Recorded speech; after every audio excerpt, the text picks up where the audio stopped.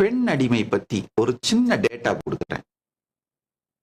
இப்ப 2025 western world முழுக்க மொத்த நேஷனல் பார்லிமெண்ட்ஸ்லயும் வெறும் 27.2% தான் பெண்கள் கட்டுப்பாட்டில் இருக்கு. பெண்கள் இருக்காங்க. 27.2% தான் பெண்களுக்கு இருக்கு, ஒதுக்கப்பட்டிருக்கு. பெண்கள் அவ்வளவுதான் இருக்காங்க. ஆனா சனாதன இந்து தர்மத்துல எல்லாவற்றும் எல்லா அரசனுமே அரசியோடு சேர்ந்துதான் கோர்ட்டை நடத்தியாகணும். 50% பெண்கள் பிரதிநிதித்துவம் சனாதன இந்து தர்மத்தின் எல்லா அதிகார மையங்களிலும் இருந்தது. வால்மீகி ராமாயணத்துல அயோத்தியா காண்டத்துல ராமர் வனவாசம் செல்லும் பொழுது அது தெளிவா அந்த சூத்திரம் சொல்லுது. சாது தர்ம பிரதானித்யா ராஜ்ஞ பிரியதமாசதி சர்வேஷாம் தர்மசீலானாம் பிரதிஷ்டா தர்மதர்ஷினி ச யதா புருஷோ ராஜ்ஞோ தர்மேணாபிஹிதா புரா ததைவ குருகல்யாணி தர்மபத்னி யதாவிதிஹி. இதை நல்லா புரிஞ்சுக்கோங்க. வால்மீகி ராமாயணத்துல அயோத்தியா காண்டத்துல ராமர் வனவாசம் செல்லும் பொழுது அந்த ராஜகுரு வசிஷ்டர், நம்ம சனாதன இந்து தர்மத்தோட அரசமைப்பை கொஞ்சம் நீங்க புரிஞ்சுக்கணும். ராஜா எப்பவுமே பிரைம் மினிஸ்டர் மாதிரி எக்ஸிகியூட்டிவ் அத்தாரிட்டி. ராஜகுரு தான் பிரசிடென்ட், கான்ஸ்டிடியூஷனல் ஹெட். கான்ஸ்டிடியூஷனோட ஹெட் ராஜகுரு. ரஃபா இப்ப பிரசிடென்ட்ன்ற பொசிஷன். எக்ஸிகியூட்டிவ் அத்தாரிட்டி தான். எக்ஸிகியூட்டிவ் பவர் பிரைம் மினிஸ்டர், அரசன் இருக்கும். சோ அரசன் executive power centre. Executive power மொத்தமா அரசன் இருக்கு. ஆனா கான்ஸ்டிடியூஷன் ஹெட் ராஜகுரு தான். சோ ராஜகுரு வசிஷ்டர் ராமர் வனவாசம் போகும் பொழுது அடுத்த அந்த ராஜ்ய அதிகாரத்தை சீதை கிட்ட தான் ஒப்படைக்கிறாரு. கொஞ்சம் ராமாயணம் படிங்கய்யா. ராமாயணத்திலே அயோத்தியா காண்டத்தில் ராமர் வனவாசம் சொல்லும் பொழுது 33வது சர்க்கத்திலே தெளிவாக இந்த ஸ்லோகம் வருது. சாது தர்ம பிரதானித்யா ராஜ்ஞ பிரியதமாசதிஹி சர்வேஷாம் தர்மசீலானாம் பிரதிஷ்டா தர்மதர்ஷினி சா யதா புருஷோ ராஜ்ஞோ தர்மேணாபிஹிதா புரா ததைவ குருகல்யாணி தர்மபத்னி யதாவிதி.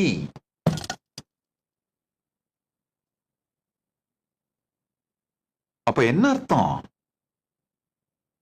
ராமர் போனா சீதை தான் ஆடாண்டாகணும். வசிஷ்டர் சீதைக்கு தான் ராஜ்யம் தான் ஒப்படைக்கிறாரு. சீதையும் நான் ராமரோடு செல்ல வேண்டும்னு சென்றதாலே ராஜ்யம் பரதனுக்கு போகுது. நன்றாக புரிந்து கொள்ளுங்கள். எங்க பெண்ணடிமைத்தனம், படுபாவிகள் நம்மை மூளைச்சலவை செய்து. அதனாலதான் ஐயா தேவேந்திரன் ஐயா, நான் உங்களுக்கு சொல்ற ஒரு சின்ன என்னுடைய வேண்டுகோள், உங்ககிட்ட இந்த மாதிரி சொல்றாங்க பாத்தீங்களா, ஓ பெண் அடிமை அப்படி இப்படின்னு, இதெல்லாம் சனாதனத்துல இருந்ததுன்னு, அவங்க கிட்ட ரெஃபரன்ஸ் மட்டும் கேளுங்கய்யா. அவங்க ரெஃபரன்ஸ் யார தெரியுமா காட்டுவாங்க? கடைசியில அவங்க கும்பல்ல யாரோ ஒருத்தர் பொய்யாக மொழிபெயர்த்து திரித்து எழுதிய அவர்களுடைய நூல்கள், அந்த ஹேட் ஸ்பீச், அட்ராசிட்டி மெட்டீரியல், அதையே தான் ரெஃபரன்ஸா காட்டுவாங்க. இந்த ஹேட் ஸ்பீச் பண்றது, அதுக்கு அடுத்த ஜெனரேஷன் அட்ராசிட்டி மெட்டீரியல்ஸ் ஜெனரேட் பண்றது, இந்த அட்ராசிட்டி மெட்டீரியல் ஹேட் ஸ்பீச் வச்சு அதுக்கு அடுத்த ஜெனரேஷன் அதை நரேட்டிவா செட் பண்றது, அதுக்கடுத்து அந்த நரேட்டிவை பேஸ் பண்ணி சட்டங்களை உருவாக்குறது, அதுக்கடுத்து அந்த சட்டங்கள் உபயோகம் பண்ணி இன்னமும் சனாதன இந்து தர்மத்தை அழிக்கிறதுன்னு படிப்படிப்படியா எல்லா இந்த ஜெனோசைடோட கிளாசிக்கல், ஒரு ஜெனோசைட்னா என்னன்னு கிளாசிக்கலா ஒரு டிப்பிக்கல் எக்ஸாம்பிள் பாத்தீங்கன்னா, இந்த சனாதன இந்து தர்மத்தின் மீது கடந்த 200 ஆண்டுகளில் நடத்தப்பட்டதுதான் ஜெனோசைட். நம்ம கிட்ட இல்லாத எல்லாவற்றையும் நம்மிடம் இருந்ததாக நம்மையே நம்பச் செய்தது. அதான் கொடுமை. இப்ப நீங்க எல்லாமே நம்ப ஆரம்பிச்சிட்டீங்க. அந்த மூளைச்சலவை, விஷப்பேச்சு, விஷத்தினுடைய ஆழம்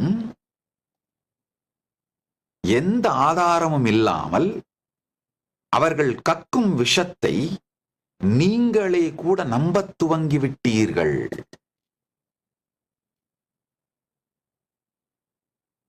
இன்னும் என்னால ஒரு 100 ரெஃபரன்சஸ் கொடுக்க முடியுங்க. நம்மிடம் பெண்ணடிமைத்தனம் இல்லைன்னு சொல்றதுக்கு ரிக்வேதத்துல 116ஆம் பாகத்துல 15வது ஸ்லோகம், ராணி விஷ்பாலான்ற ஒரு பெண் தன்னுடைய செயற்கை காலை கொண்டு போரிலே பங்கேற்றாள் அப்படின்னு டாக்குமெண்ட் பண்ணியிருக்காங்க. சோதாவோ ஜங்கமாய் சிங் விஷபோலாய் தனஹிதே ஸ்டெர்ப பிரத்யாத்யம் ரிக்வேதத்தோட ஸ்லோகம் இது. கேளரின் மனைவியான விஷ்பாலாவின் கால் இரவு நேர போராட்டத்தில் ஒரு பறவையின் சிறகு போல் துண்டிக்கப்பட்டது. உடனே நீங்கள் அவளுக்கு ஒரு உலோக காலை கொடுத்தீர்கள். அதனால் அவளால் நடக்க முடிந்தது.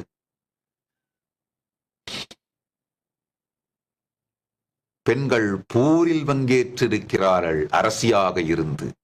ரிக்வேத காலத்தில் ராணி துர்காவதி, ராணி ருத்ரம்மா தேவி, ராணி லக்ஷ்மி பாய், ராணி அகல்யாபாய் ஹோல்கர் பரம்பரையா ரிக்வேத காலம் மட்டுமல்லாது இந்த மாடர்ன் ஹிஸ்டரி வரைக்கும் என்னால ரெஃபரன்சஸ் கொடுக்க முடியும். பெண்கள் ஆன்மீகத்திலும் அரசியலிலும் எல்லாவற்றிலும் பவர் சென்டரா இருக்கிறதுலையும் முழுமையாக பங்கேற்று வாழ்ந்திருக்கிறார்கள், வாழ்ந்தார்கள். சனாதன இந்து தர்மத்தை